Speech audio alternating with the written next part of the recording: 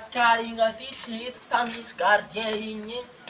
Aza zao Vasira be igny za tsy hitako hoe za vera Madagasikara igny aty gardien igny tsy haiko tany misy azy igny.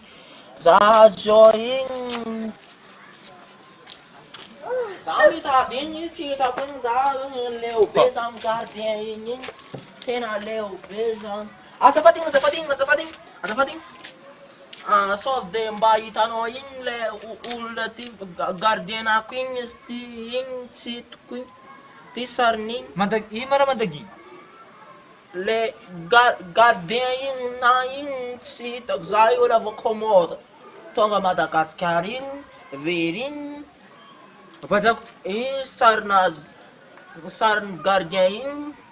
anao Malagasy sa anglais? Za kômôra vera Madagasikara igny mitady gardien igny. Ah. Kera za magnontany aminao igny sao de mba hitanao igny Gardien Mandagy. gardien igny Gardien Mandagy. gardien igny.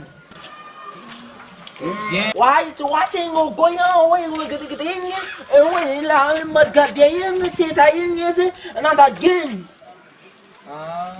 Oui, dois no gardien igny very igny za Madagasikara igny tonga de very. Mandagy igny gardien anao? Watching dois no isin godro Madagasikara. Anao fa mipetraka tamy goudron? Godro le gardien igny tsy hita igny anao godro watching dois Goudron goudron. Yes. Goudron. Le gardien igny. Goudron matady avy Madagasikara. Lalatany atsika e. Za very igny tsy hita le gardien igny niaraka taminay igny. Ya.